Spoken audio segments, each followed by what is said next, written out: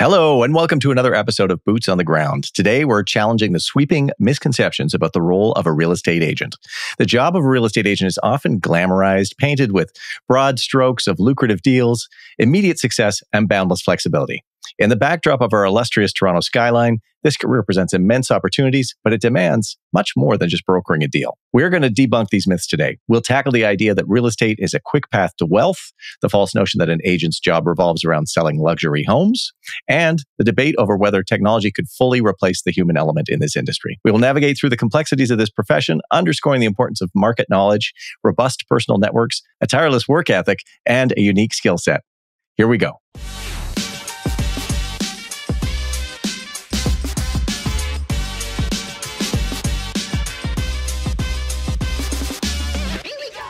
It's the last week of June 2023. We are Fox Marin Associates, Toronto's most innovative and active brokerage in central and downtown Toronto.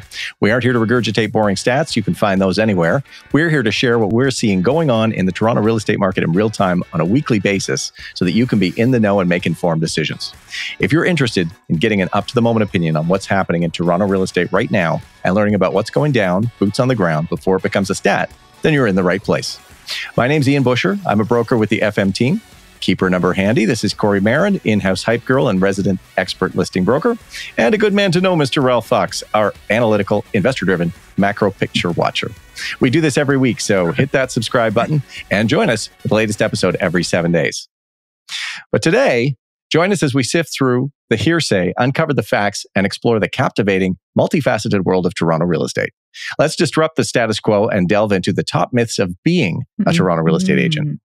Corey, I'm going to throw over to you because I think you want to take us through the first part, right? I do. And I'm looking forward to our topic today. And I can say ever since I've become a Toronto real estate broker, when I go out for dinner with anyone, including my own family members, there is always the assumption that I will be paying the bill because they're like, oh, you work in Toronto real estate, you can whip out your visa. So I'm excited to debunk the myths, including who could afford to pay for dinner every time we go out? So this is going to be a great topic. Lots of great nuggets and anecdotes, I'm sure, and everyone will be highly entertained. But I thought it'd be really helpful for our viewership today if they knew a little bit about the statistics. There are a ton of real estate agents in the GTA. In fact, Toronto has one of the largest real estate boards in the world. We all know that everyone and their brother is probably licensed, including your barber, your Uber driver, your personal trainer. I think it's good to just talk about the big picture stats, just to understand how much volume agents are actually doing and how many deals are actually processing every year. Okay, so I think these statistics will be super helpful for our viewership just to get an understanding of how many agents there are in Toronto and how many deals these agents are actually doing every year. So we've pulled this from a source named Realm. These are based on 2022 numbers, so this is very up to date. Of the 68,000 registered realtors in the GTA, so the Greater Toronto Area, 42% of agents completed 0 transactions. 46% completed 1 to 6 transactions. 11% completed 7 to 24 transactions, so moving up the pipeline here. 0.67% completed 25 to 35 transactions, and only 0.5% of the 68,000 registered realtors did over 35 transactions last year. So agents are not doing a lot of volume, the big picture, and only a small percentage are doing the majority of the volume. So every time you hear somebody saying, I'm a Toronto agent, don't necessarily assume that they aren't living under the poverty line or have a second job or know anything about what they're doing for that matter, which we'll talk about as well. So I think this should give our viewers just a little bit of context just about how challenging it is to be a real estate agent, and doing deals left, right, and center every day of the week doesn't really happen like it's showcased on reality TV. So I'm looking forward to debunking some of these myths today and diving a little bit deeper into some of the assumptions about what we do. Are you guys ready? Absolutely. Okay. So I'm going to toss out some ideas. Let's brainstorm. Let's talk it out. The first one, the obvious one, it's easy money. So many people assume that becoming a real estate agent means it's a quick way to riches. Ralph, how do you feel about that? I blame it all on reality TV. Yes. $1 million listing. What's that? Sunset Selling show? Sunset.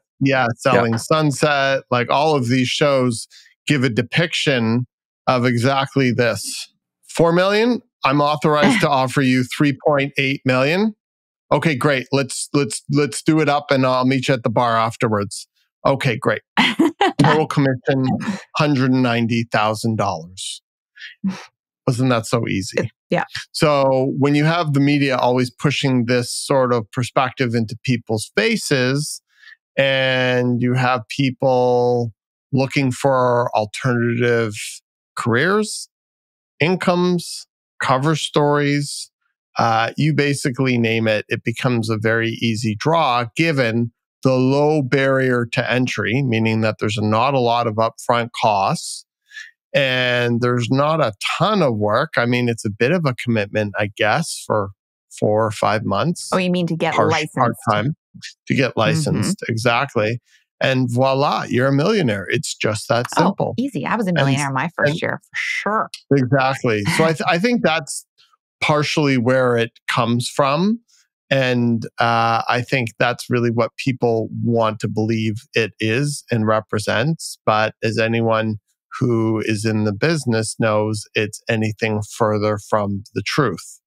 Speak to any actor, model, or musician, or NHL hockey player, or lawyer, or doctor, and I think they'll all tell you the same thing about their careers. They just, for some reason, aren't as glamorized as ours is for some reason on reality television. Mm-hmm.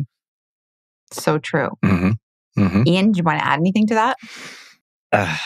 I'm guilty of being one of those people who thought it was going to be easy money, make your own hours, all the yada yada yada, and I asked a few agents that I knew to kind of like walk me through it, and the look that I got from most of them is a look that I now give when people ask me, which is, like, you just don't even know where to begin trying to explain what this is like. It's really, and you're a very articulate fellow.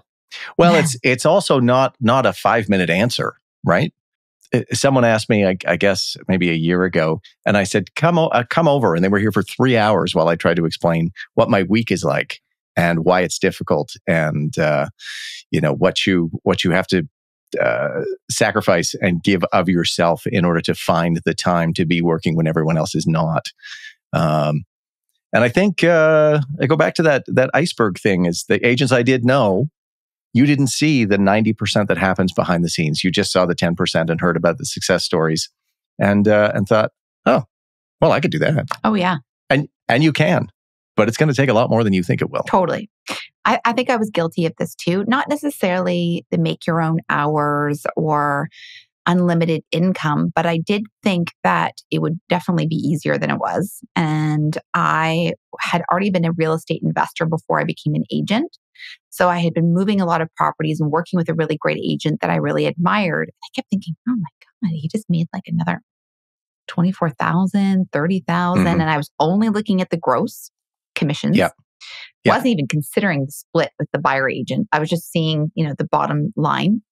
And or then expenses at all. Or the expenses, not even considering the expenses. Or their taxes. Or any of those things. I just saw the big picture, the gross. I'm like, oh my God. Like, and I felt like I was doing, and I felt like I was the one who was really like prepping the properties and styling them for sale. And I was putting so much elbow grease into it. And I'm like, God, he's rushing it.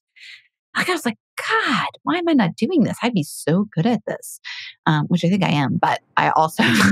You're right. I was right about that. I just was wrong about how challenging it would be.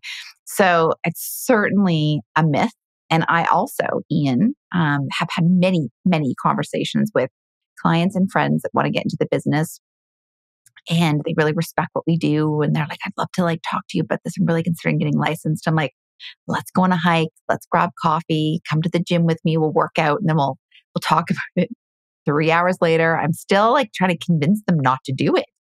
I'm like, honestly, it's impossible to explain this. I'm certain if somebody had explained this to me, I wouldn't have wanted to believe them either. But I really feel like people think this is a ticket to quick riches. And it's certainly not. And some of you know my story about my first couple of years in the business. Like I literally was like living, it felt like anyways, under the poverty line. Actually, I probably was because I was living out of my credit line. I wasn't making any money. I was just paying money to fees and to the brokerage and the splits and the referral fees. I was doing rentals, which at that time certainly paid nothing. And I was living out of my credit line for everything. And so by the end of my first year, I was like significantly in debt. Even though on paper, I did actually pretty well. But for all the costs, I was in the hole. And I was in the hole for, I would say, like the first 2 years until I started to crawl out. So I was like, this isn't really working out very well.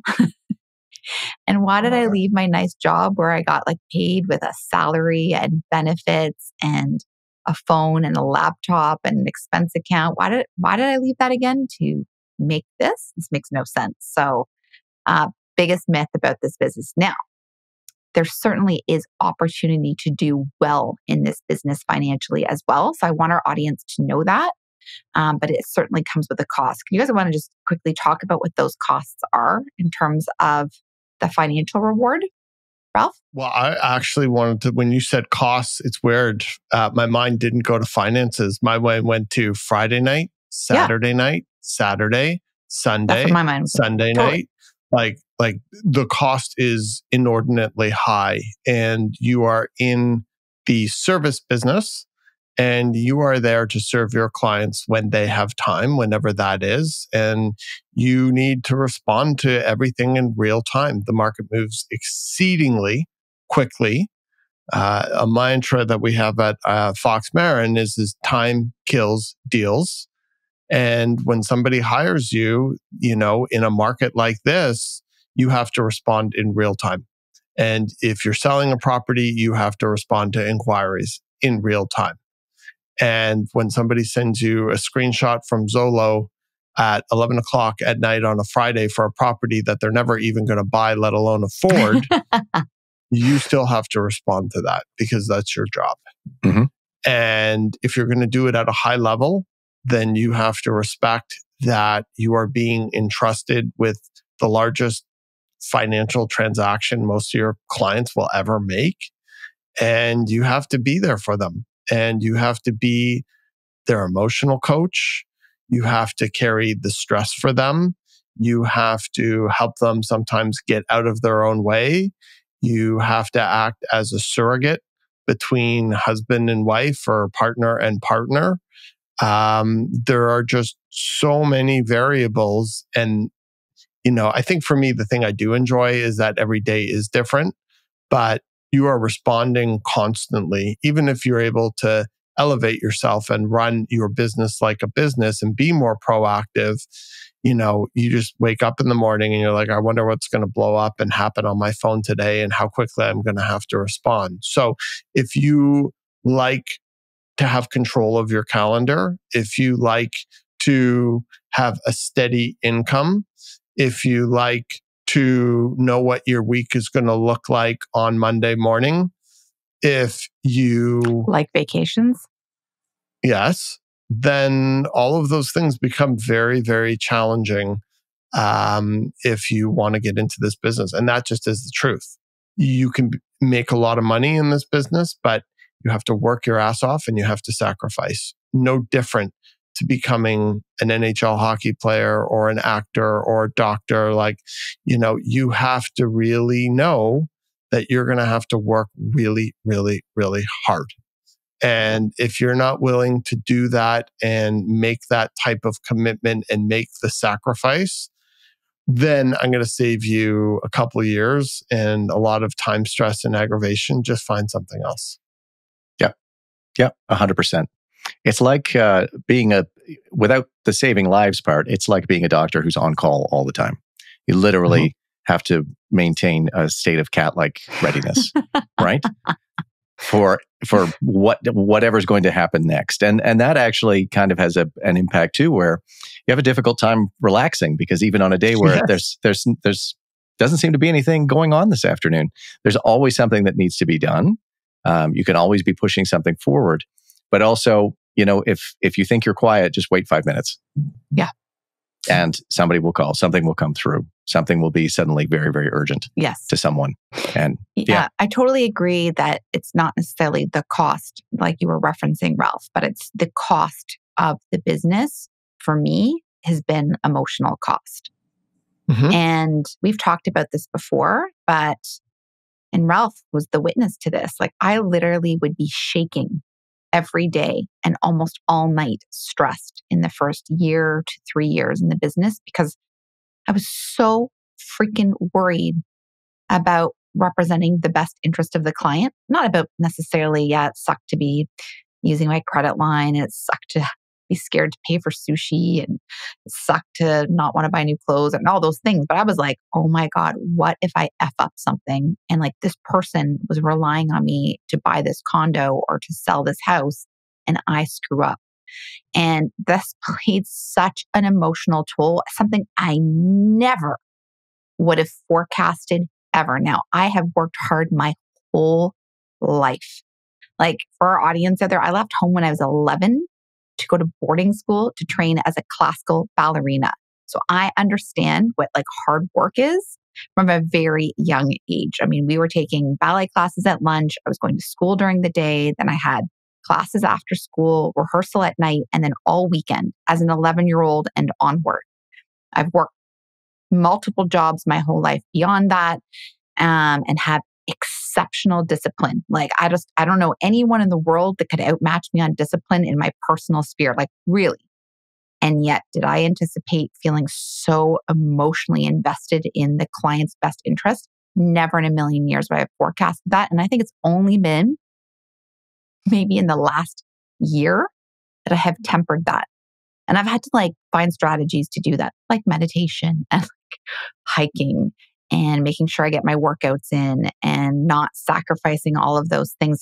Not sacrificing sleep. Like I have to get my sleep. But these things that I would have just been like, I guess I'll set my alarm for 3:30 a.m. because somebody's got to get this done. So there is a huge, massive cost. And I think I've like felt it like emotionally and physically in my health as well. And I've relied on like lots of things to get me through. Like the stress has been so high. Like there was times like Ralph and I were polishing off easily a bottle of wine or two a night, easily, just to like chill the heck wind out, down, just because there was no other way. Yeah. So I think physically, like there's been times I haven't been looked after my health as much because I've been so stressed.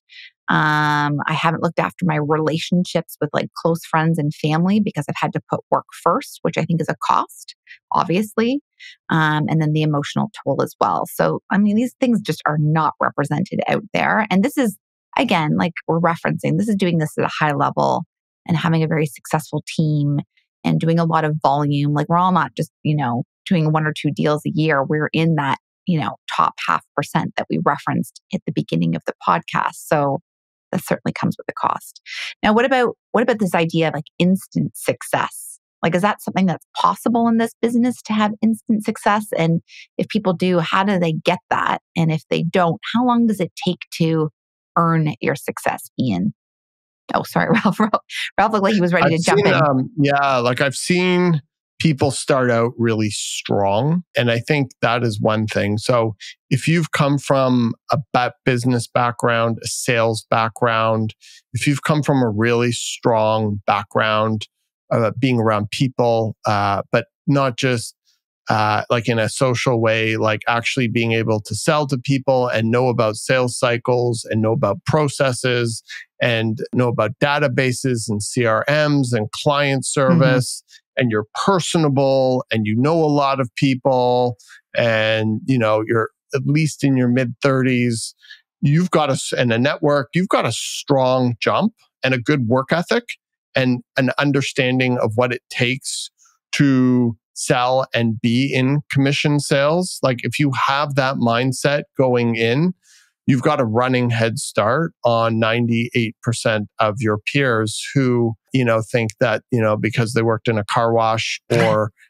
because they're an Uber driver or because they're, a hairstylist or something. Nothing wrong, hairstylist, but they feel that would give them some type of an edge that just isn't there. And right out of the gate, they're already setting themselves up for failure because they don't have the life experience and the mindset that will help set them up for success right out of the gate. And I think you need, in terms of personality, a certain sense of fearlessness to put yourself outside of your comfort zone and to continually seek to drive to improve yourself and to know the difference between running around and transacting and having a business. And even if you haven't done that before, to understand the concept of that, I think all of those things give somebody a huge edge amongst others. But even then, 3-4 years down the road, you can have somebody start out really strong. And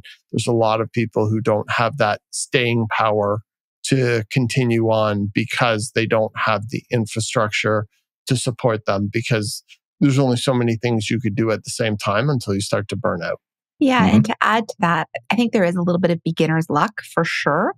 And I think it's that natural enthusiasm. And I certainly felt like I had the greatest first year on paper that any real estate agent would ever ask for in this business.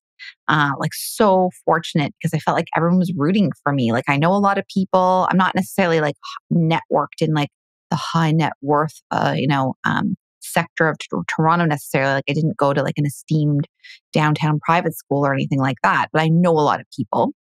And so I think that was helpful. And I think everyone's just rooting for you when you want to do something new. Like, you've got all this like new energy and people are attracted to that. And when you're new, you're like giving off something exciting that people are like drawn to. Like, it is actually. Well, you're excited too. Exactly. Right? And you've got something to prove. Exactly. And that just and they attracts can feel it. that. So like you're out there and you're seeing properties and you're pumped. Like, it's so fun. Like, even to do rentals was fun. Like, you're like, you're seeing, I'm making this work. I'm making it work. I'm doing it. I'm out here. And it was like, let me impress you. Yeah. And it was fun to do open houses. It was fun to look at any property. It was like, it's all new and exciting. It's the honeymoon phase of real estate. Totally. And I think that really helps jumpstart anyone that's new, has the background that Ralph is referencing. Yes. And it's that newbie energy. But that can only carry you on for so long. And then they hit that burnout phase. And then also you start to fizzle out on that newness, right? The honeymoon stage ends and all of a sudden the grind starts to kick in. And once the grind is there, then that sort of law of attraction concept starts to fizzle out. And then you can't just rely on people being your cheerleader anymore. And this is where I think that sort of concept of instant success shifts very quickly. And people start being like, gosh, I need to become an admin assistant or join a team or do this differently or reevaluate what I'm doing. And I certainly think the concept of instant success, whatever that means, would be like very, very challenging for anyone who's younger. And it's not because I'm trying to be age biased. It's just very challenging to be super young in this business and to try to know anyone that has the budget to buy properties, like, because your sphere is going to be so young. And then also to know, like, and trust you at that age, which I totally get. So I think it would be very hard to be young. It'd be very hard if you weren't from the city, like if you work from outside of the city or outside of province coming here. I think it'd be very hard if you didn't know a lot of people. I think it'd be very hard if you'd never purchased property on your own before and had the experience of acquiring a property or selling one yourself. I was gonna say that, knowing the emotional weight of buying and selling property. Yeah. So I think it would take, like, I would say for new agents, if you're listening, like, and you're like, oh God, this sounds really miserable. I would say it's going to take you a good 3 years to put some solid foundation blocks underneath. And then maybe after the 5-year mark, I think it starts to get a little bit easier. Like, that's how long I think you need. Yeah. For me, definitely as a Gen Xer, there seems to be a prevalent attitude in society that nobody wants to pay their dues. And I'm not talking about real estate. I'm talking about any industry, any business. And it's not unique to real estate. It is just across the board. So whatever you want to do, people in this day and age tend not to want to pay their dues and work their way up. And at the end of the day, if you want to be successful in this business, you're going to have to pay your dues and you're going to have to be prepared to work your way up. And you're going to have to take on leases and do a lot of things a lot of the time that you don't want to do, you might not ever get paid for. And you just got to do it and just be happy to get the experience to learn and grow. Mm-hmm. The only way if you're not to be experienced is through experience. You can't purchase it and you can't rush it. My favorite quote of all time, Jim Rohn, you can't pay someone to do your push-ups for you, no matter how much money you have. Yep. Yeah, it's true. You got to do them yourself. Yeah. Yeah, like what is that? I mean, I feel like, yes, we are Gen Xers, and the idea of like working our way up was like always sort of like a blessing. Like you felt so lucky. Like I remember my first official sales job. I worked in, I wonder if anyone's listening because they'll be laughing, but I was working in fashion wholesale as like an intern, and I got paid nothing in this job. But I was so excited to get the experience because I'd never worked in an office environment. It was this beautiful showroom. It had a little bit of sex appeal. It was the fashion industry. It was like a little bit of left brain, right brain. And for me, it was just like all new. And I got paid nothing. And I hustled so hard in that job. Like I worked longer hours. I was there first in the morning and I would be there till late at night, and I would go in the weekends to like prep for the week in advance. And they hired me as like a junior sales associate after I finished my internship because they're like, where is this? Nobody has this kind of work ethic before. Like I've never seen this before. What is this? I don't know what this is. And I think I got paid $24,000 a year was my income. And I was like so grateful. Like gratitude. I was so grateful. Like I just felt like the luckiest person that I had this opportunity. And I remember teaching myself Excel from like, learn, those dummies books that we used to have. Like, I taught it myself and taught myself Excel and all these other things, and learned PowerPoint, all this stuff on my own, and really dating myself with all these things. And some people are like, $24,000 a year. Isn't that like, you could probably make more money now at working full time at Burger King. But I just, that like feeling of gratitude just to get the experience seems to have totally dissolved. Like doesn't even exist. I don't even see it anymore. And when I do, it's just so inspiring to see. It's sad. We live in a very complainy society right now. Very. I think entitled, victim-based are two better descriptions without getting into other conversations we may not want to veer into. But I definitely would say that there are certain expectations that are held out there that are not conducive with success. Yep. And it's unfortunate, but it's the first thing we look for when somebody's going to join our team. Do they work hard and are they coachable? Yep. Are they willing to learn and improve themselves? And are they willing to work incredibly hard? Yeah. And do things that are below their pay grade. Oh yeah. That never ends. No, it does not. No. Okay. So what about the idea? We sort of reference this in the introduction, selling sunset. So I think there is a myth that we definitely have to debunk today, that we're all constantly selling luxury properties in Toronto, and we're showing luxury properties. Tell us a little bit about the properties and how often are you seeing these luxurious mansions that we often see on reality TV? We don't just have those types of properties that you'll see in $1 million listing or selling sunset as well. And, a $5 million condo is just a $3 million condo, which is just a $1 million condo with more space. Like it's not like we have this uber luxury class of real estate here. And even if you go into Rosedale, you can see these rundown homes for $7-8 million. Price point doesn't even necessarily dictate what people think when they hear luxury or when they see it on reality TV versus, what you're stepping into. I mean, we've stepped into $7-8-9 million pieces of junk. We totally have. Just in good locations. Yeah, we totally have. So I just think that the conception of what is luxury relative to price. There's a distinct disconnection between the two. And then what goes with that? Like if you look at a lot of the so-called luxury agents or busier agents in the city, they're not running around in stilettos and pencil heels and, done pencil skirts and, completely done up so their faces can't move. And they're talking about having lunch or something.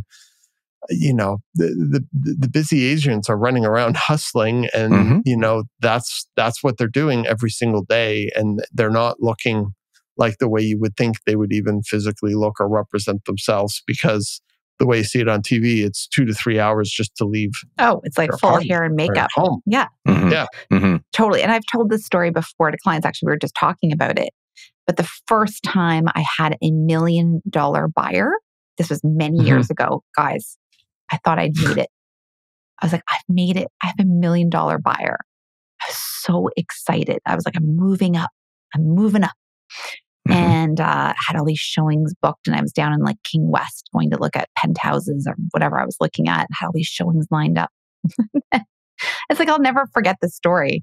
Walk into the first one, which I think was at M5V, the condo building. Get up there. Like I'm about to see finally what you see on TV. I open the door and I immediately am so disappointed because all of a sudden I'm like, ow, it's just a bigger version of the same thing. Instead of it being 600 square feet, it's 1,100 square feet with the exact same floors, finishes, bathrooms, kitchen. Yeah.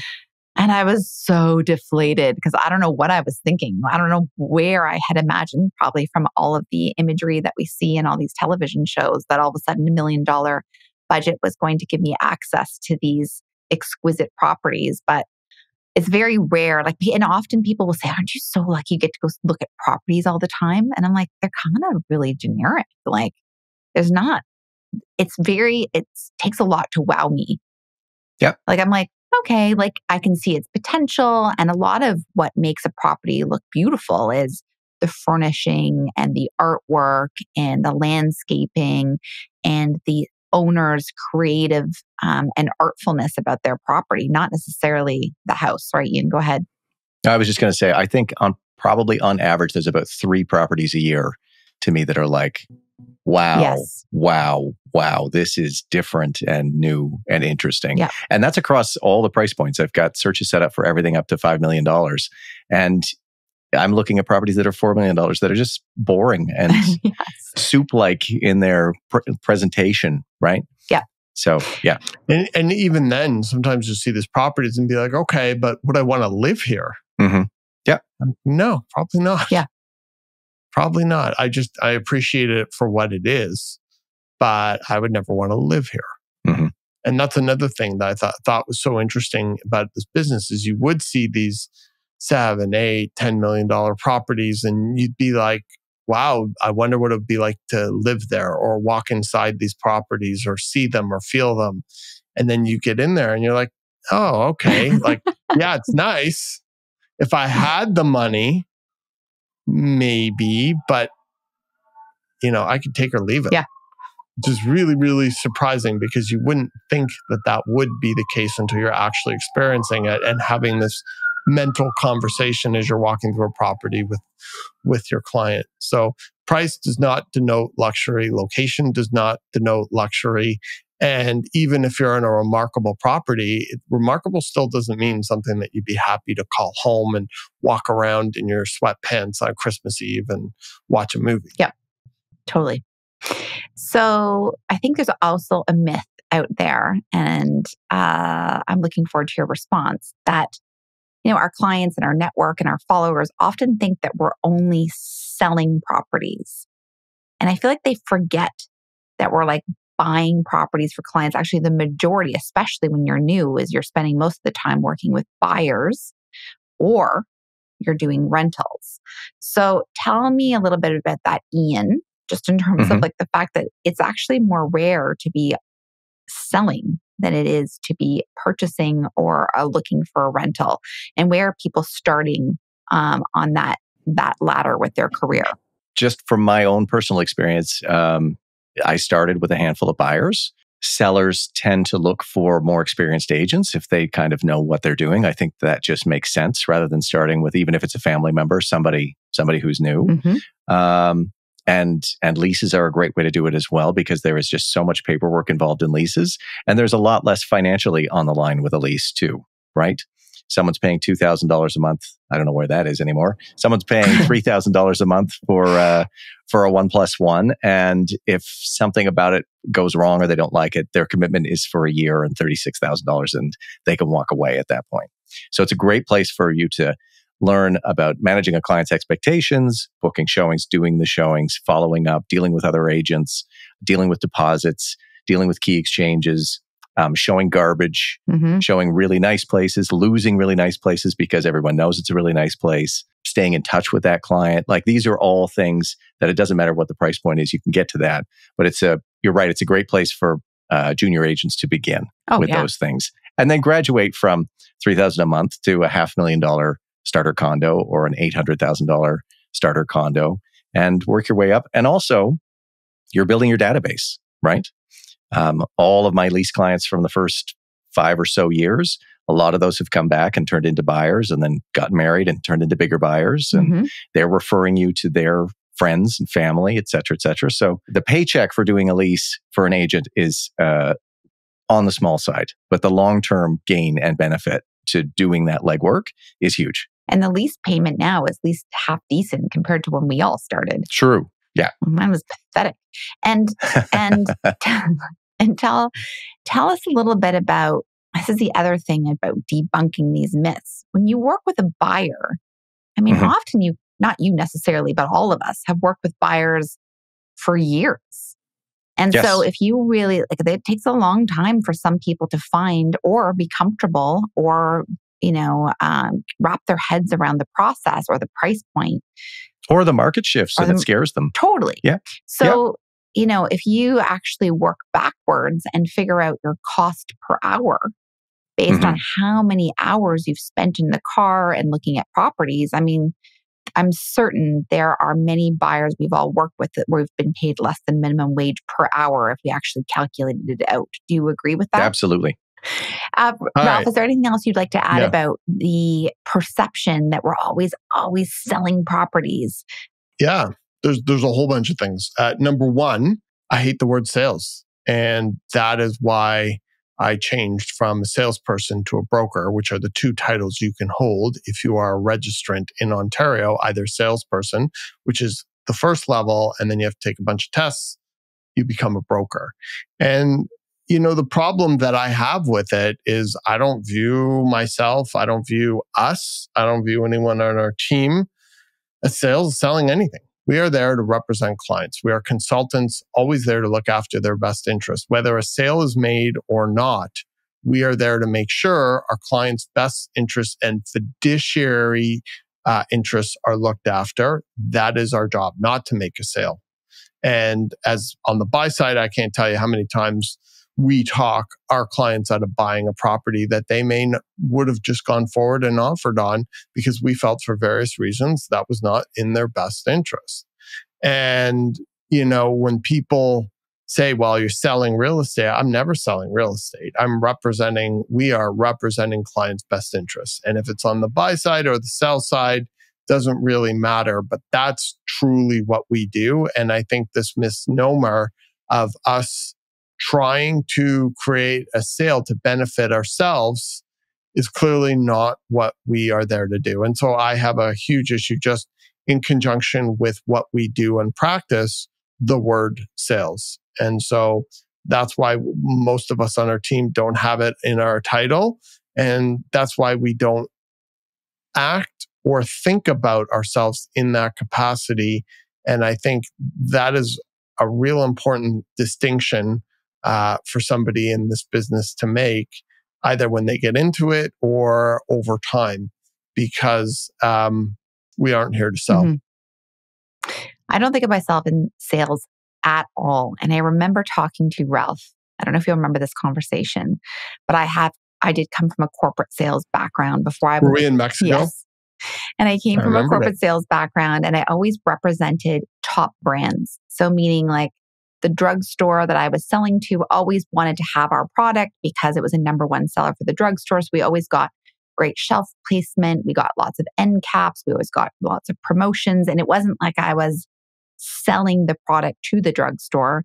They wanted our product because it was a money maker for them. And it was my job to be the account manager. And I was very good at that because it's a very organizational position.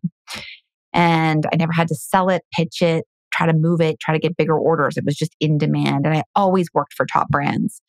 And I remember before I became an agent, I said to Ralph, I'm really nervous because I really don't know how to sell. Like I've never had to sell anything before. Even though I've been in sales for a decade, I've never had to sell. And Ralph's like, Corey, you're not going to have to sell. You're going to be an advocate for your client. You're going to be doing exactly what you're doing right now. You're just sort of switching widgets with a whole other emotional component that we did not discuss during that conversation. But you're not going to be selling anything. And in fact, over the years, I don't even think of myself, especially because I work more on the listing side, I don't even think of it as sales. I think of it as marketing. Like my job is to be a creative marketer and to tell that property story. And so I never, ever feel like we're selling either in any way. And it doesn't even like cross my mind really that we're in sales. And it's constantly about the management and the client experience, which circles back to my former history in corporate sales. So it is very interesting distinction. And I'm glad you brought that up. So when you finish your OREA, so Ontario Real Estate Association school, where you first graduate as a salesperson and later on you might be lucky and become a broker like all of us after you finish some more exams. Do you have the tools you need to get started? And I think we've talked about this quite a bit on former podcasts. Ian, you're nodding your head. Why don't you take a quick stab at that? Nothing against the school. Do you have what you need? You do have what you need to go into a brokerage and start working. Mm-hmm. Absolutely. I think we've said in previous podcasts that we all believe that there should be an internship or apprenticeship period, like a lawyer has to article. I feel like, or a tradesperson has to find someone to sponsor them for a few years until they can basically call themselves licensed. I think that should be in place here. But technically, Corey, what you said was, do you have what you need? You do to get started. Mm-hmm. Absolutely. Then what the first 3 to 5 years of your career is going to give you is the rest of that experience that you need to do this successfully for the rest of your life if you're going to. I think you use the word, the emotional part of this, and I think that's the part that has to be learned. The different personalities you're going to face, the hostile ones, the weepy ones, the indecisive, the scared, all of the different things. One thing that I think we should also debunk is that in this industry, you will never, ever stop learning new things. So true. I've met agents who have been at it for 25 years and they still say, never seen that before on a weekly, if not daily basis. And if it isn't just some new experience or some strange thing that's happened, it's new software you've got to keep up with, new marketing you've got to keep up with, right? Every 6 months, there's something else you've got to figure out on the computer, on social media, in marketing. What trends are coming down the pipeline? What are young people thinking and doing? You're following demographics. Like there is always something that you need to be trying to keep on top of. So the school basically gives you the nuts and bolts to get going. And then if I had advice for anybody just getting started, I would say, even though it's not mandatory, find somebody that you can shadow, right? Do that ride along if possible, right? Get in the back seat of that cop car and ride along and go to showings with an experienced agent and listen to what they say to the client. And afterwards, talk to them about, what did you get out of that? What were you trying to do when you said this? And it's a lot of this job is a lot of hard conversations, and school doesn't teach you that. Oh yeah. So that is a very, very big part of it. Ralph, did you want to add to that? I agree with Ian in that it gives you what you need to get your license. But I almost think you then have to, once you're registered, unlearn some of what you've been taught and almost re-educate and rewire your brain to what it really takes to be successful in this business. And I remember Ruben on our team who apprenticed with us. A very interesting scenario how all that came to play, but he apprenticed with us during COVID. as he was getting his license. And throughout, I remember telling him, I said, Ruben, whatever you're learning at ARIA, it is not what it's like. And you're going to have to unlearn 50% of what you've learned. And then you're going to have to figure out a whole bunch of things as you go. And he would look at me like, yeah, whatever, dude. Like he was 25 at the time. And he'd be like, yeah, sure, dude. Okay, grandpa. Yeah, we'll see. He's 25. It was probably bro, not dude. Sure, yeah, bro. Bra. Yeah, bra. And speak to Ruben now, and we laugh about that. And we talk about how... He's aged 20 years in 2. Yeah. Think about Obama entering the White House before and after. That is Ruben. And he's, developed into just a fine agent. But technically, he's a broker. Yeah, a broker. Shout out to broker. Ruben. Yes. Yeah. I would hire him. But we talk about that. And we've talked about that with other junior agents on our team, and how as much as it's important to get licensed, a lot of it really isn't relevant. And the rest is sort of helpful, but you really have to figure out and learn and grow on your own. It's like, and it partially makes sense too. I mean, there's only so much you can learn in school versus reality. Like anything. And you got to jump into the deep end sometimes if you want to learn to swim. And I think that's really what it takes in this business ultimately. And, again, nothing against ARIA. I don't know how much they could train you. I mean, like back in the day when I became a realtor, there were open book exams. Like I can't even imagine, the environments now where you're doing it at home and there's cameras all over and can't have anything, and that just unbelievable. So I think it's about 10x more difficult than when I went through it. Mind you, I did walk in the snow 4 miles to write the exam in person, but that's a whole other story. You really have to be prepared to really have to dive into it once you get your license. And the best advice would be not to rely on ARIA, rely on the environment that you're moving yourself into, where you can surround yourself to learn and grow. And I think there are some brokerages out there that have pretty decent onboarding training programs out there for new agents, where they sort of take you beyond the ARIA schooling and the licensing part and try to put some foundation blocks in there to teach you about building a business and what marketing looks like and what your network looks like in a CRM system. And I know for me, I was at a big corporate brokerage when I first got licensed. There's a couple points to this. One was that all the rookies would be in these training programs. I remember looking around being like, how are these people ever going to survive and thrive in this business? Because people seemed so naive to me. And I was like relatively young still. But I think because I had a corporate background and lots of years of experience under my belt, I think I just naturally just had some inclination as to what to do. And I also had been investing for a while at this point as well, and witnessed my broker just making millions of dollars apparently.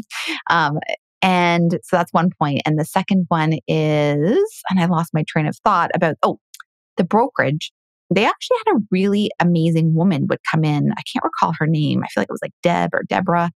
She would come in and she did like 10 blocks of like training, business training.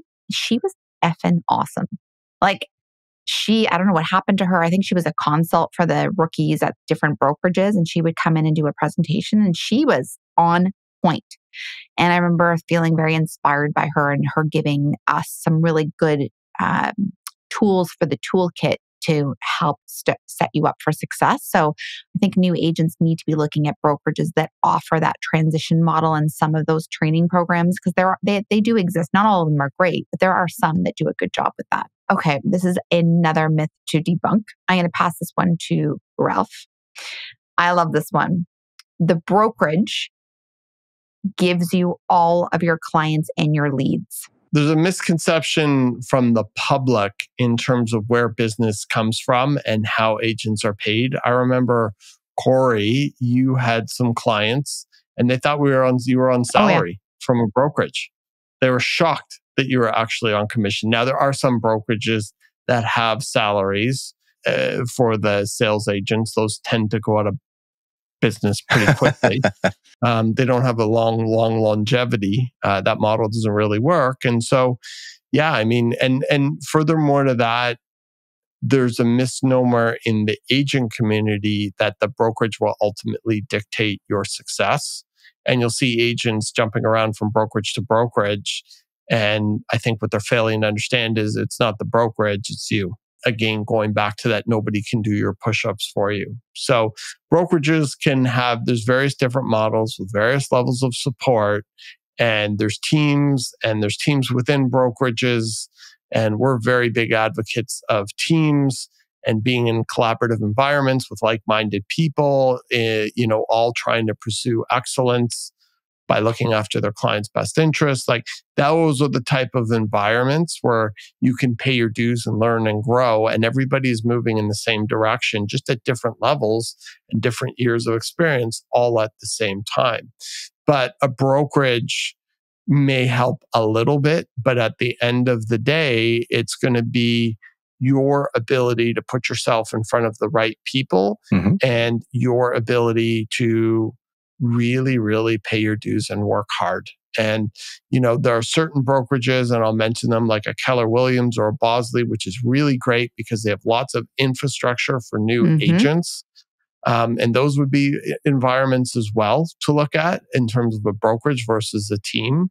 But you really just need to understand is the brokerage is not going to feed you. You are ultimately going to have to feed yourself, and you're going to have to do it as a 100% commissioned real estate broker. So speaking of the commissions, just another myth to debunk. I think people think that when the transaction happens and the deal gets done, that we just get paid instantaneously. Like we're like, everyone's signed, okay, and then all of a sudden we get a check. How long does it actually take for a agent or broker to be paid? Let's say from the time that you initially meet them. Oh, that's good. Like walk through that whole, because it's just like the average buyer, Ian, from the time you meet them, like how does the process work? I'm actually trying to think of a recent real world example, and I've got one, and they'll remain nameless. Everybody will be safe in this, but Ralph, you and I we'll talk about it after. We'll talk about it after. Had clients find us through online search. A week later, we did a presentation with them to talk about the buying process in the Toronto market, all the things that we usually do. We looked for a condo for a few months. The market shifted. We started looking at houses and kept looking at condos. Ultimately, we found a really nice condo for them almost exactly a year to the date from when we started. And it was closing in 90 days. So this is the middle of March. We won a bidding war and the property was secured. So paperwork's done, deal is firm, and closes, what is that, middle of June? So it closed in the middle of June. So this is very recent now. And even after closing, the commission that was due to me went to our brokerage. Then our administrative staff had to process it. This is probably a week later because the lawyer had to get the check over to the office. Then the office gets it. Then the office has to process it. Then there's some signatures that have to happen, et cetera, et cetera. So probably from meeting that client in February or March of 22, I just got paid last week. Yeah. That's how it works. I think the important thing, Corey, that you were saying was the deal actually went through in the middle of March. Yeah. And I was paid probably 3.5 months later. Yes. Yeah. That was one thing I really didn't anticipate as well in my naivety. Is naivety a word? I tried to use it yesterday. Naivete. My ignorance. Naivete. My ignorance. My inexperience. Yeah, like I really didn't understand that concept when I first got into the business too, because you have to be really good at budgeting and figuring that out. Like just because you did a deal does not mean you get paid instantaneously at all. And then that could be, like you just said, Ian, 3 months down the road. And then let's not even talk about everything that has to come off of that check as well. And we sort of briefly touched on this at the beginning of the episode, including your taxes or anything that you owe your split to the brokerage or any referral fee or anything like that. So I was really like, what? I'm not paid now. I'm paid in 3 months. And this is all I'm going to net off the check. Oh my God.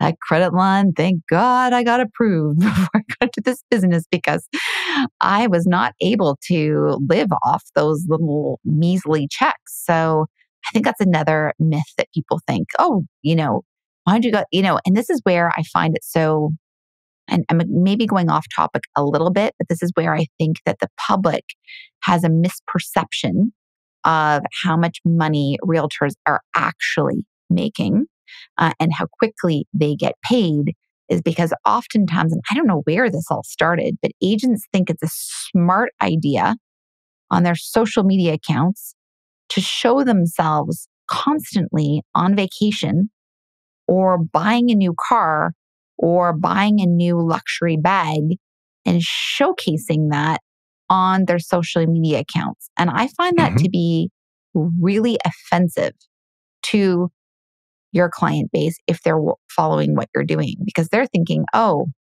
this man or woman just sold my house last night and now she is like off on a shopping spree because they just made XYZ on this sale. Again, where I'm just referencing showing off their new luxury toys. Vehicle. It's so offensive. Their vacation. And so, so I think that's probably another reason that people think that, we're all. Despite the fact that it's mommy and daddy who are paying for their toys or their clothing or whatever, but because they did one transaction or two or three transactions, this makes them look like a power.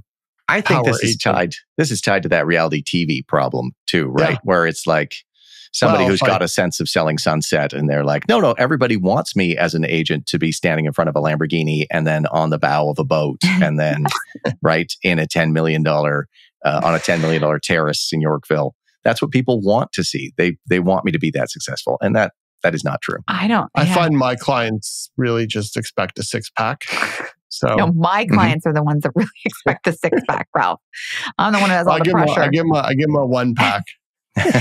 Yeah, I think that's a critical, in my opinion anyway, is if you're an agent out there and you're listening, I don't think that really works in your best interest. And I know for myself personally, like if we're ever on vacation, which never feels like we have been on vacation for years, but if we were on one, I really wouldn't post about it. I wouldn't want my clients to think that we were living, buying Veuve and getting bottle service off the investment they made in our services. Yeah. If I was not an agent tomorrow, I would be looking for someone who was, I want to see that you're successful, but I really more so, I want to see that you're professional, right? Yeah. I kind of want to hear your success stories and I want to hear, some slice of reality too. But yeah, this blingy BS, just drop it. I totally agree. Let it go.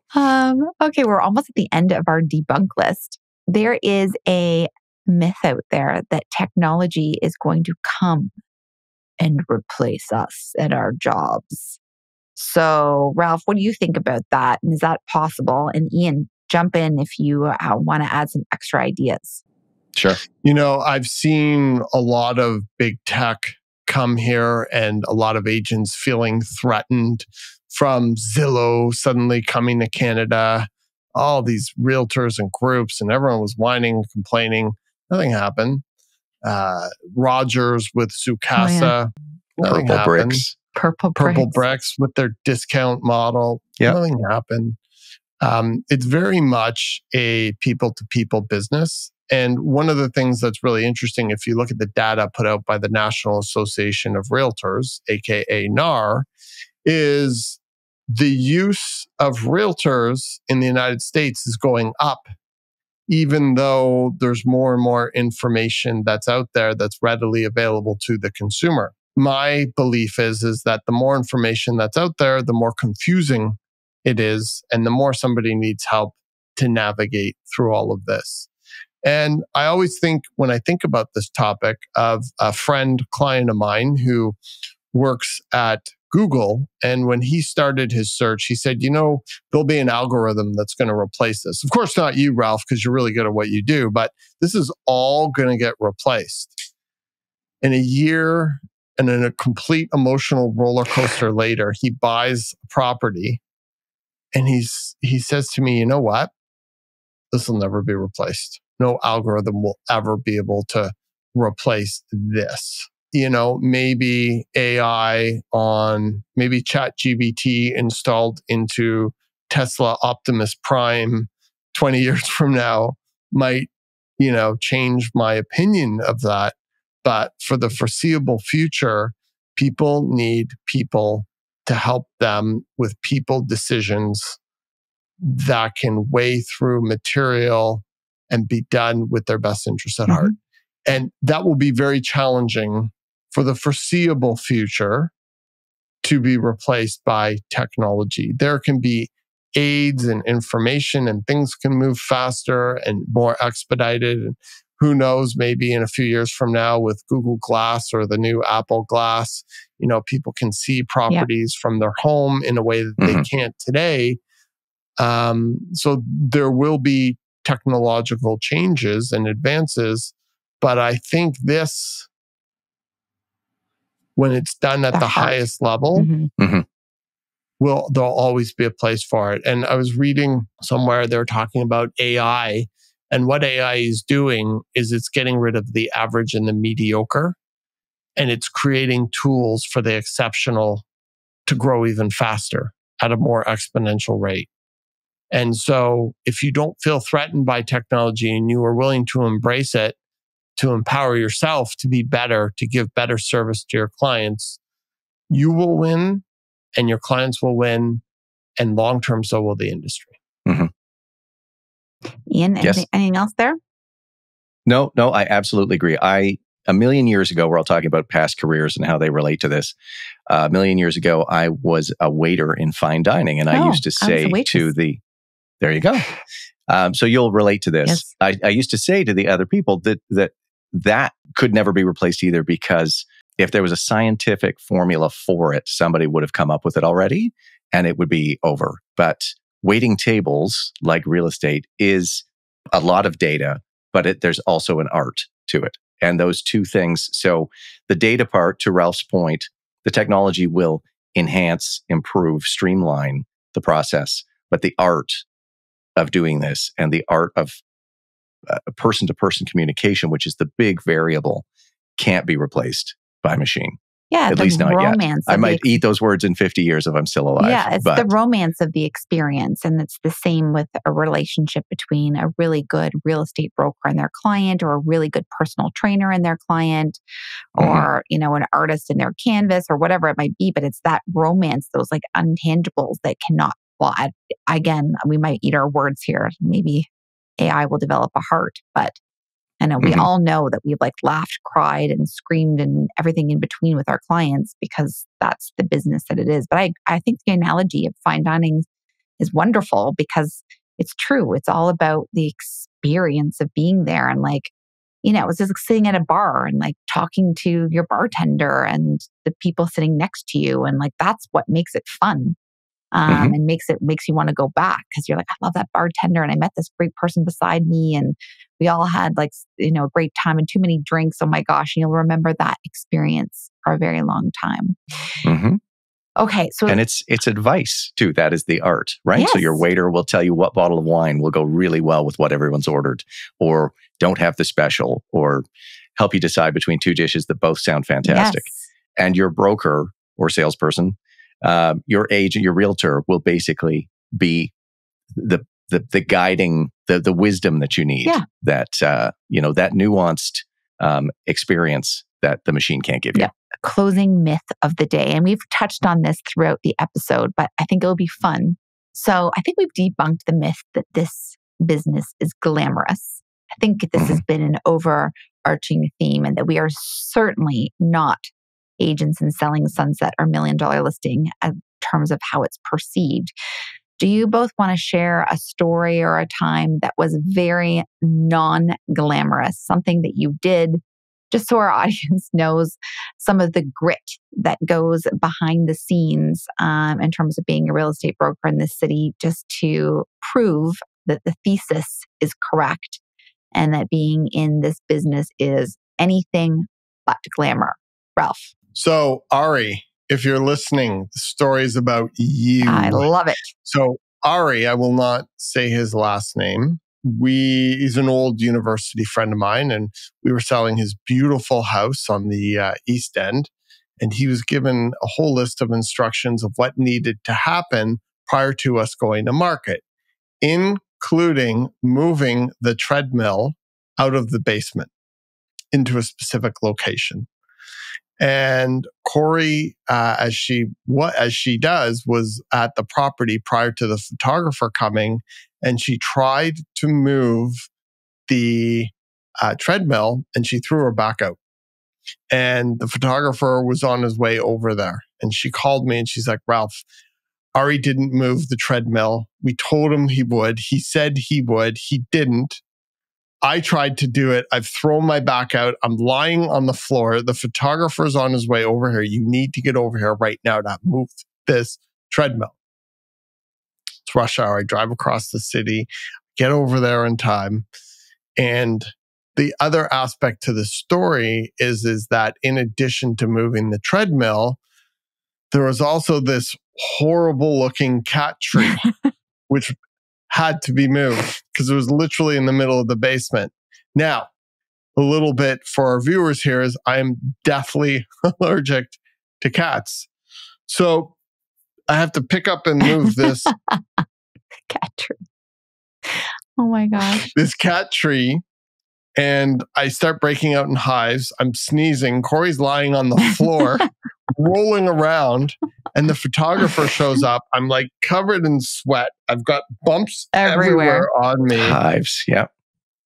And he opens the door and he's like, "What the hell is going on here?" And I'm like, "Oh man, I don't even know how to articulate this." Like, there are so many moments in this business that require these type of all-in attitude to do whatever it takes to look after your clients. And, I there's so many stories where, you're like, how did I end up here? Yep.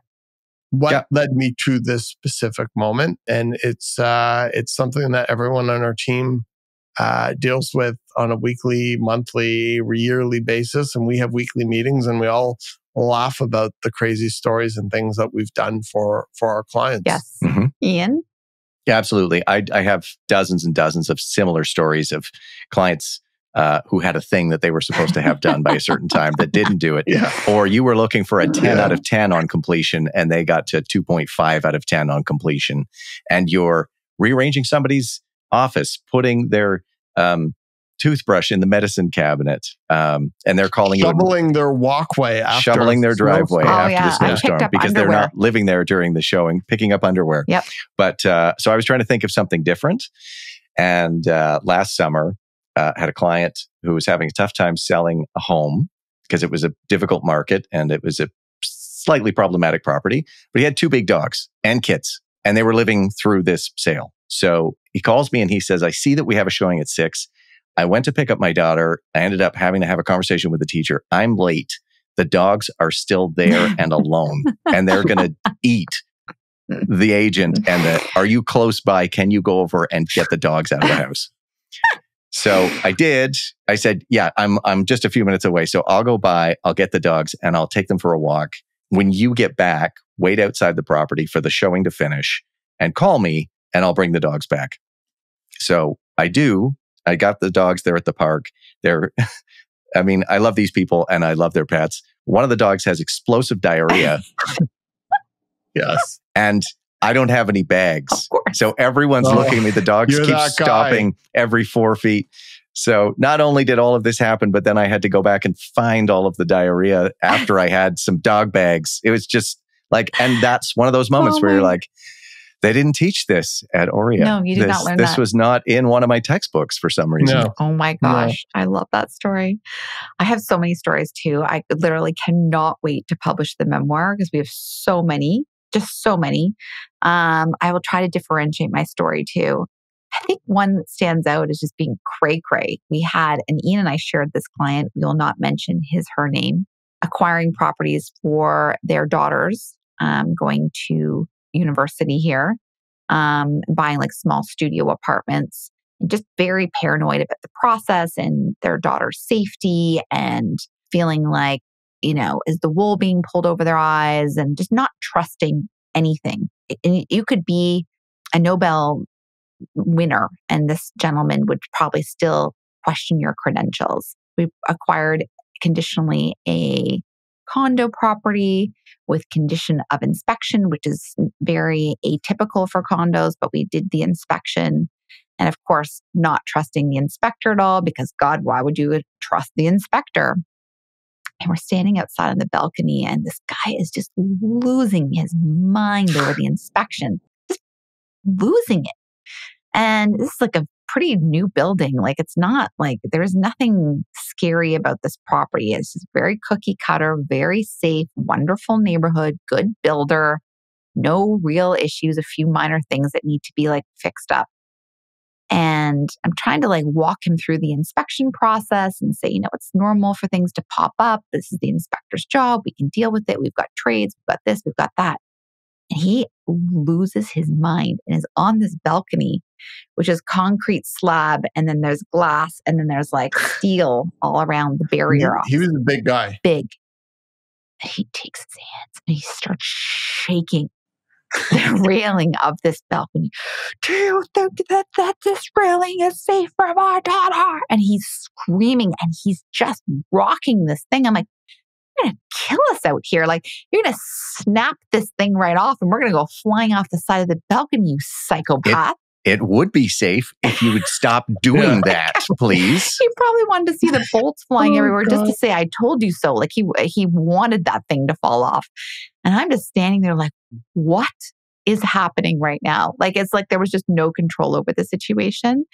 And needless to say, everything ended up working out. But it was one of those examples where the client is so paranoid about everything that almost everything that could go wrong kind of did after that. Like, as an example, the day of their closing, like their washer and dryer broke down and there was like a leak with their dishwasher. Like, it just seemed like they manifested all of this disaster. So that was an example, which I think I'll never forget that moment in time and just being like, I don't even know what to do right now, standing on this balcony with this guy just losing his shit. So actually, like, is this really happening? Like, how did I get here? And again, Oria did not teach me how to deal with that situation. So yeah, I skipped the chapter of the angry man ripping railing off balcony. Kind of missed that one.